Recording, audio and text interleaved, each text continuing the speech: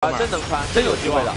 但这波感觉不能死人，能死吗？这波不能死的，被炫了雷拉，雷拉要倒地了吗？刚刚好雷拉。当 C 位被秒的时候，这把想追击就很难了，并且现在是 Qra 直接一波3连无双，瞬移上调，高地上来，一狙4连了，要杀了吗？就找住，就是杀，想五杀，有人在点地了，停一下，刚刚好，最后一刀能不能出手 ？A 了5连建锋。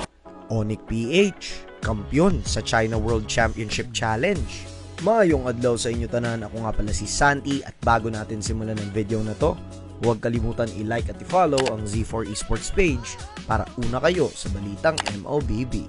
Naging matagumpay ang kampanya ng Onyx PH matapos nilang sungkitin ang kampyonato sa China World Championship Challenge. Isang prestiyosong torneo na ginanap mula January 24 hanggang January 26, 2025 sa Shanghai, China.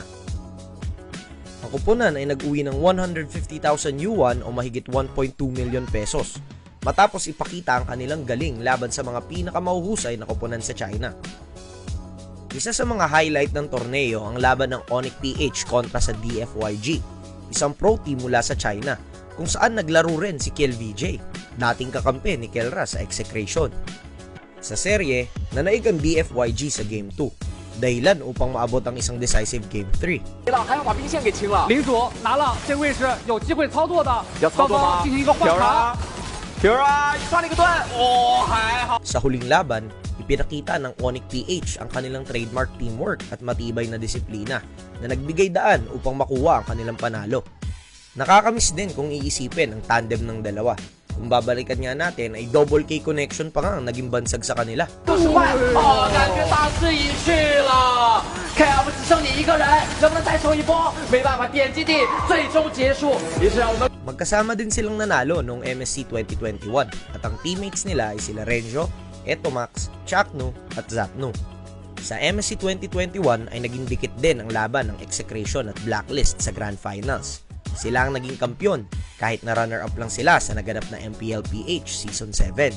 Ang torneo ay ginanap gamit ang bersyon ng Mobile Legends sa China na may limitadong hero pool na 66, kabilang ang eksklusibong hero na si Wu Zetian. Sa kabila ng bagong format at mga hamon, napatunayan ng Onyx PH na ang kanilang adaptability at teamwork ay susi sa kanilang tagumpay. Ang pagkapanalo ng Onyx PH ay hindi lamang nagbigay ng karangalan sa kupunan, kundi pati na rin sa buong bansa. Patuloy nilang pinatunayan na ang Pilipinas ay isa sa mga powerhouse ng Mobile Legends esports at ang kanilang tagumpay ay nagbigay inspirasyon sa mga tagahanga at kapwa manlalaro. 刚刚好，最后一刀能不能出手？A 了5连建锋。